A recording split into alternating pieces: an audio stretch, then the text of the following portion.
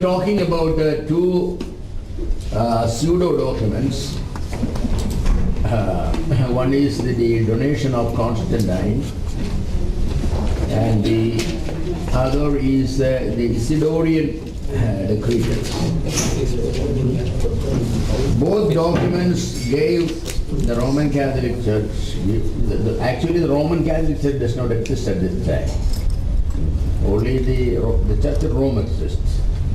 Because the denominationalism of Roman Catholics, Orthodox and all came only a few more years afterwards. In 1045, that's when it came. Until then it was not there. But it gave the churches in the Western Roman Empire, which was controlled and led by the bishop at Rome, who claimed to be the Pope. Even though the name Roman Catholic Church was not used at that time, it was used much later. But that section of the Roman Empire, the church in Roman Empire, got tremendous amount of political, even economic, and spiritual, authority. Lot of land was given to them. They could take even many lands and many buildings for their purposes, because the bishop had, in a sense, in many places they had the political power as well as the spiritual power. So for hundreds of years these documents were considered genuine. This was everybody. Now ordinary folks, they all believed it. It was a man called Nicholas de Cusa. Nicholas de Cusa in 1433 who said that this is a pseudo document. He talked about the Isidorian decretals and said that this is a false document. In 1440, Lorenzo Valla proved the Donatio Constantine was a forgery. Today, all historians, Roman Catholics, Protestants and secular, they all proved that both these are, forgeries. Somebody deliberately had, made them. Somebody means not just somebody, somebody in the high places. They wanted to establish their rights. In case in future some questions will come, they thought that such a document will help. Yeah, help. So they made it. In 1054, the Eastern and Western churches finally divided. We'll come to that later. I just want to mention that 1054, the Eastern and Western churches formally were separated. The Patriarch of Constantinople and the Bishop of Rome could no longer be considered rivals. They were rivals, but no more be. Why? The Bishop of Rome now is known as Pope, was supreme in the West. The Patriarch of Constantinople was supreme in the East, and he has nothing to do with the West. The others have nothing to do with the East, and therefore they are all rivals in the sense that one is not a threat anymore to the other. So it was completely, divided. It's very interesting that, the division did not happen overnight, did not even happen in a decade. It was the climax of centuries of problems that developed between the two. The change of the capital by Constantine to Constantinople is the cause for all these problems. The bishop at Rome felt very close to the emperor when the capital was at Rome. He had the free entrance to the emperor anytime. But when it was changed to Constantinople, the Patriarch at Constantinople almost got that place which the bishop had, because now he has a proximity. Otherwise, Pope had to travel a long distance to meet the emperor. They didn't have the mobile phones and all these facilities at that time, so they have to travel, and travel was also not that easy. So basically, the contact was cut off. So the Patriarch in Constantinople became very influential.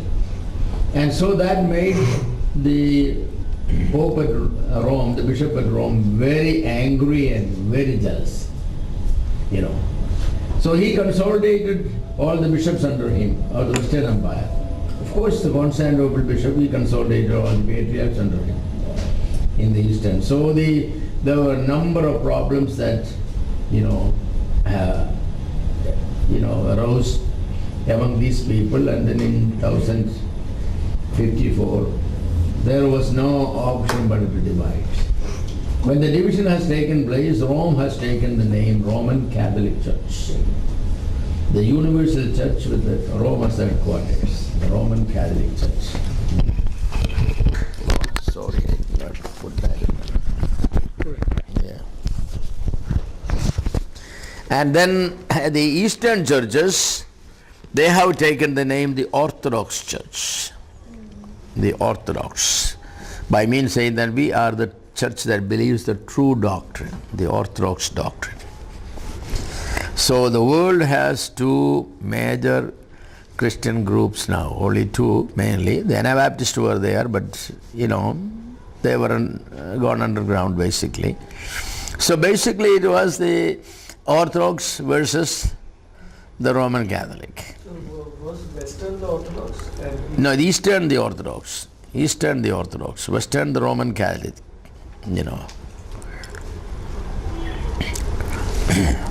We'll talk why the division came, and there were not one or two, but there were many dozens of reasons. The controversies after controversies after controversies, and many people, they became mediators, tried to solve it, but it won't be solved. It won't be solved not because of spiritual problems. All these issues were actually spiritual, but the basic underlying movement was the love for authority. That was it. Who will control Christendom? That question. Who is under whom? That's, in religious circles it is always like that. They will take some spiritual issue that may not be very important, but they will balloon it up, and make it a big issue. But the underlying real issue is never that. The underlying issue is something else. Who got more authority, who has the control, who controls the money, and this and that. So many things. Either authority or name, fame, money, something there. It's never the Christian issue. If the doctrinal issue, that's not the way to solve it. When doctrinal issues came, it's solved, right? Arianism came, Sabellianism came, and so many major issues came. These issues that these people had were minor issues, nothing comparing to the other issues. So a council could have solved it. But nobody wanted a council. They wanted the issues to be kept alive. So that, finally they will decide who will have the control. So it happened. It's just, was it sad or was it glad? I don't know. I'm neither sad nor glad, because in a sense it doesn't make any difference. It makes any difference because the Roman Catholic doctrine or the Orthodox doctrines, of course the Orthodox people were more Orthodox in some areas, that's definitely true.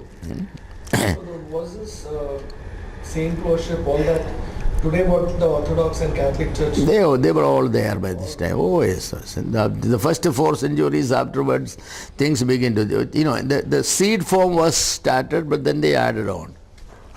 So idol worship started, Mary worship started. So before the Roman Catholic, the demarcation started, when the original word Catholic Church was there, was there idol worship? No, the original word Catholic came to distinguish it from the false church. Like Montanus, for example. There were people who came with the wrong doctrines, and they claimed, like Arius, the Arianism, they said they are the right ones. So those who opposed them said that we are the Catholic Church, means we are the real church that is everywhere, the universal church. They were not using it as for the Roman Catholic, they were using it for we are the true church versus you are the heretic church. So the word Catholic at that time didn't have the meaning today.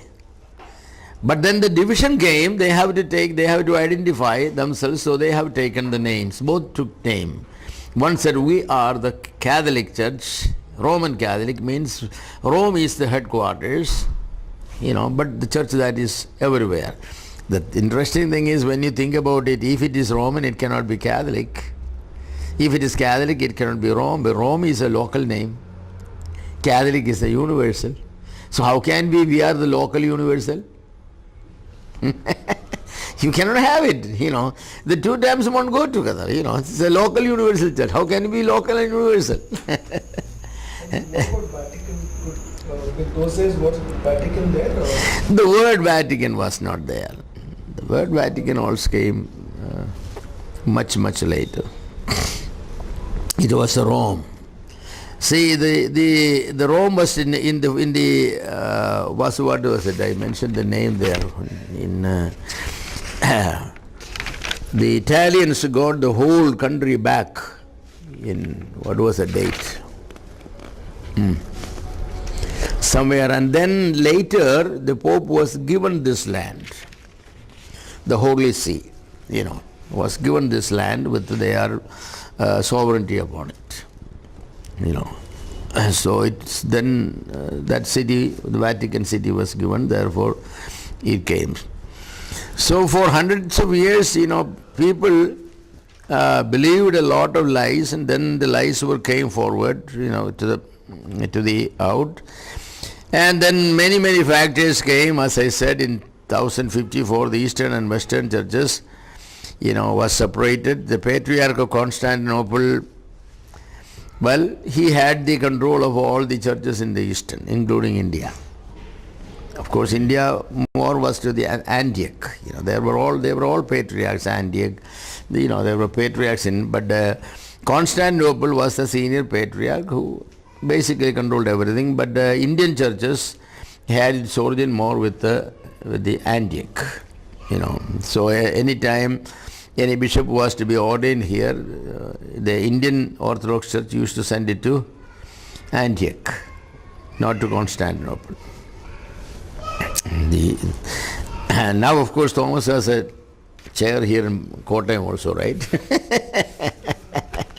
Yeah, because they didn't want the Antiochian supremacy to be there, so they have made their own chair. It's very easy that you can make a chair of apostolic, what they call, they have a technical name, the apostolic,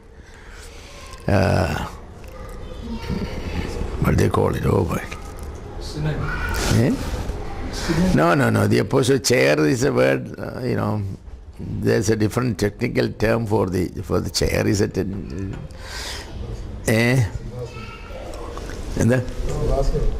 No, the apostolic see. Apostolic see, Sea is not a cuddle. The apostolic see means an area under the apostolic oversight. And every apostle, 12 apostles have certain areas over which they have. So Kottayam is one of them that comes under all the Indian Orthodox churches come under that. But as I said, the Antioch claims the Patriarch of Antioch and the Bava, that they call, I think, Kottayam, the Bava Thimini. So they call them the Bava Kachi and the Metran Kachi. Metran Kachi they call it because there is no Bava here. Only they have Metran here. The Patriarch is there in Antioch. So here it's a Metran. But here the others have a Bava. Yeah. Don't you pray like that? Agash Surgat Agashatullah Yanglade? Bava. That's what they pray, Yeah, Baba means really father only. So there's all nice words and all that. Of course, the Orthodox Church is a great church. The Orthodox Church has done one great good thing, that is the preservation of the liturgy is more correctly maintained in the Orthodox Church. The Roman Catholic liturgy is completely changed. The Roman Catholic liturgy has gone revisions. Under Thomas Aquinas it was completely changed, and then again many changes. But the Orthodox liturgy never changed. The Orthodox liturgy remains. So liturgically I will say that the Orthodox way of prayer is And all those things are maybe closer to, I'm not saying exactly identical, but maybe in some ways more closer to what was going on from very old time.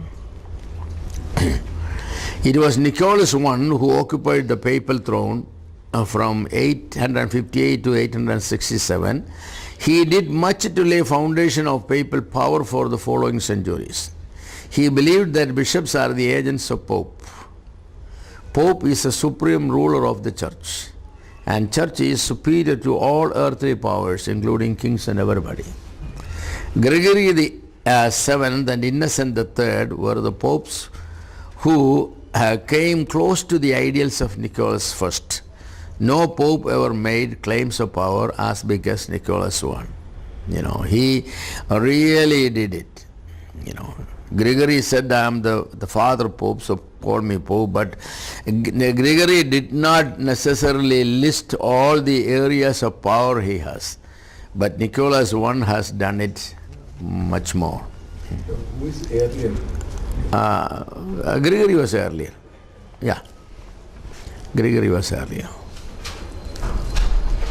I'm not talking about Gregory the Eighth. That's an early Gregory. I'm not talking, that he was a Gregory the First. Gregory the First. He is the first one to say that I'm the father of all. But he meant it only, he was not that authority-hungry person necessarily, but he wanted the respect of it, only that way. But these people were not like that. These people, it's not only a question of the authority, it is a position. There is nobody should be above Pope, There is nobody above Pope. Pope is the supreme ruler of the church, and there is no government, nobody superior to the, only they will say that Jesus Christ is above, So they are representatives of Jesus Christ. They are the visible head of the church. That's what they call it, the visible head of the church. Has an invisible head, that is Jesus Christ in heaven today, but church has a visible head, that is the Pope. The patriarchs never said that. That's a good thing about patriarchs. The patriarchs never said they are the head of the church. They say that Jesus Christ is the head of the church. The patriarchs are more what may be the right term? They are more the vicar of the God's people. They are. So the political clout and the audacity that the bishops in Rome or the popes have displayed, the patriarchs never did. And besides, the patriarchs did not have political power. No patriarch ever ruled a territory. But the Pope had territorial jurisdiction, now of course over the Vatican City, but he has. So he has ambassadors in every country.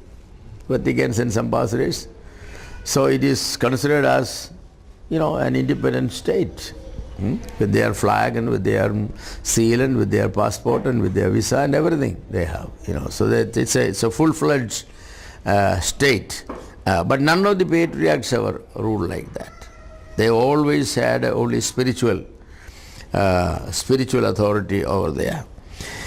Many things came between these patriarchs, the Eastern and the Western churches. One thing was about the growing beard. It's become a big problem.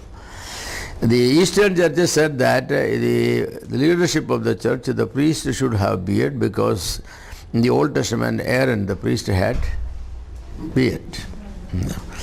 So God's leaders, the leaders should not be clean shaven. And the Rome said that no, they should be clean shaven.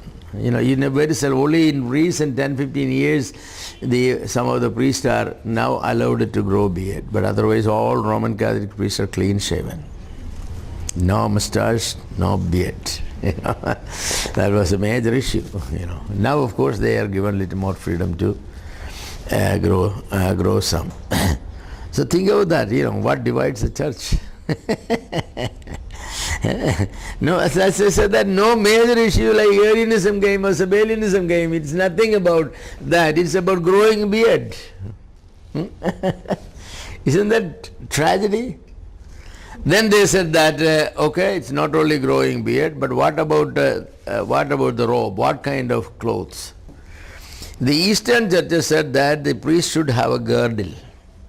Always a black girdle should be there. The Roman Catholic priest should not have a girdle, it should be plain. Plain.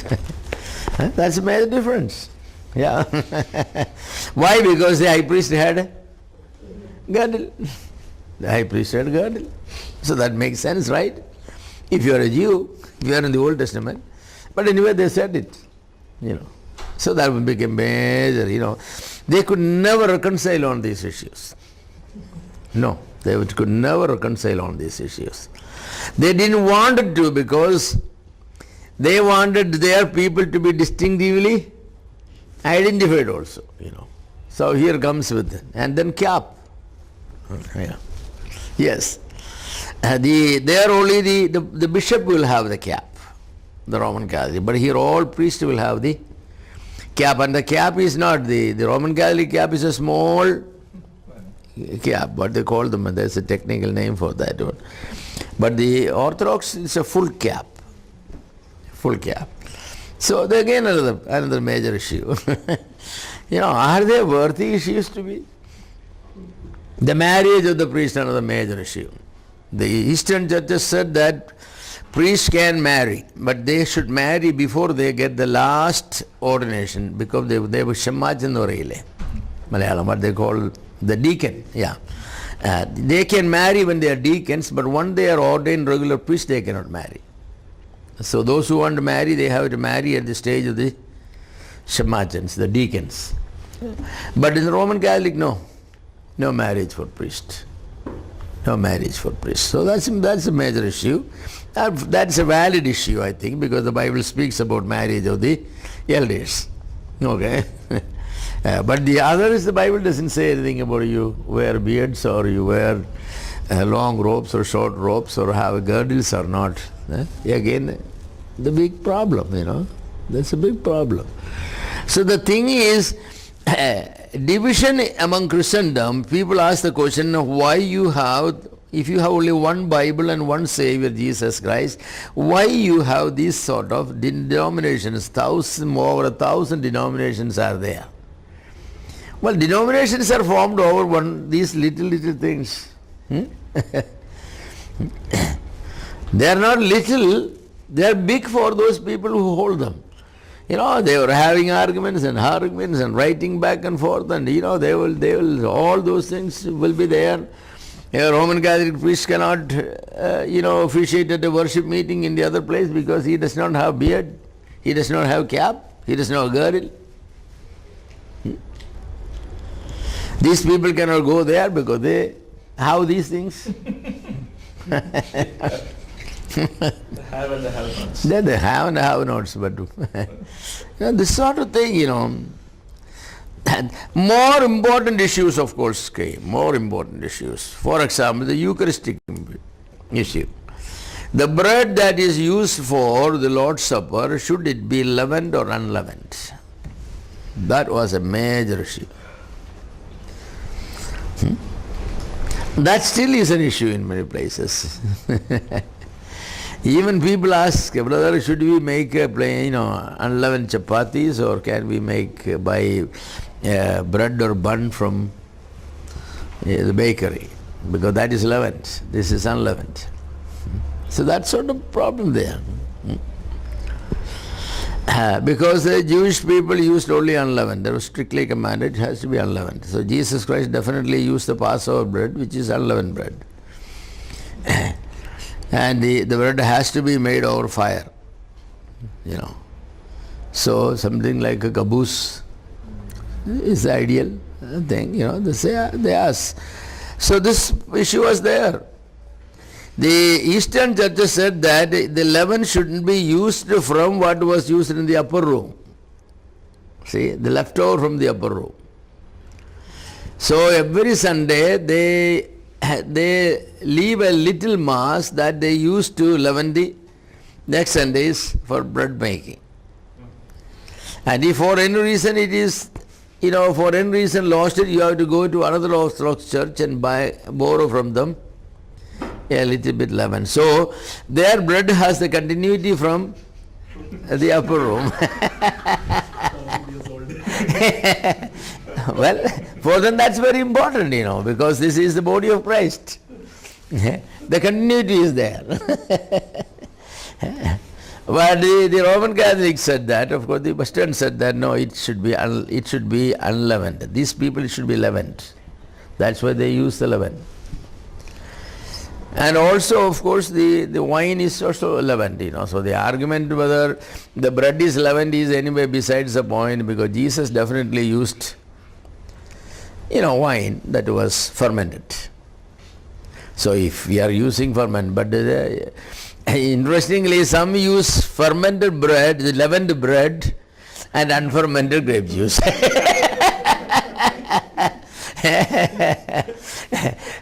Some use, unleavened bread, leavened bread and unleavened juice, some unleavened bread and leavened fermented juice. For me, it's not an issue. It should be for the memorial of the Lord Jesus Christ. So, but all things being equal, if I have a choice, then I like to have unleavened bread and fermented wine for Lord's Supper. If I have a say to. But I don't think that's an issue. Because the purpose of the Lord's Supper is different. To remember our Lord. But it does not mean you can use Coca-Cola and tapioca. And there are people who say that. Yeah, they say that it doesn't make a difference, tapioca and Coca-Cola. I can remember my Lord.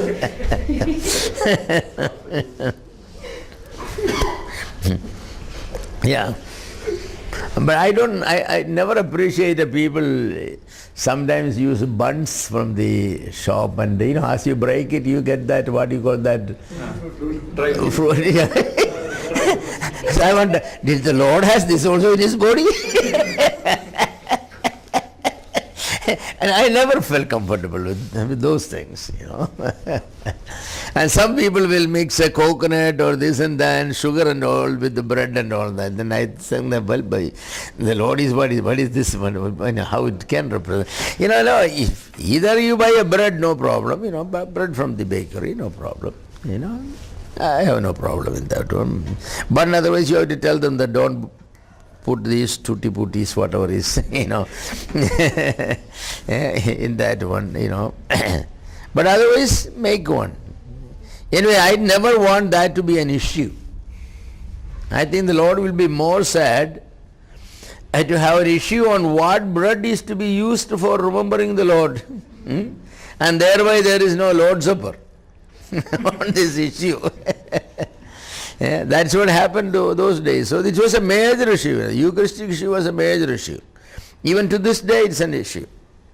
So if you talk with some Orthodox priest, it is an issue. They say, your bread, the bread has to come from the upper room, the little bit leaven, and leaven, and come. Well, I think it will be nice if you can get the same bread the Lord used. It will be nice, but it will be 2,000 years old. And it will not be useful. Animals will be,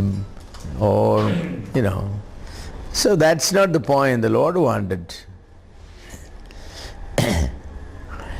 Of course, the argument is this: the night in which the Lord was betrayed, he took the bread. He said, that which I received from the Lord, that you have to keep on passing. That which you have received from the Lord, the same I have given over to you. That is what you have to keep, passing on. Well, I don't know, That passage does not say that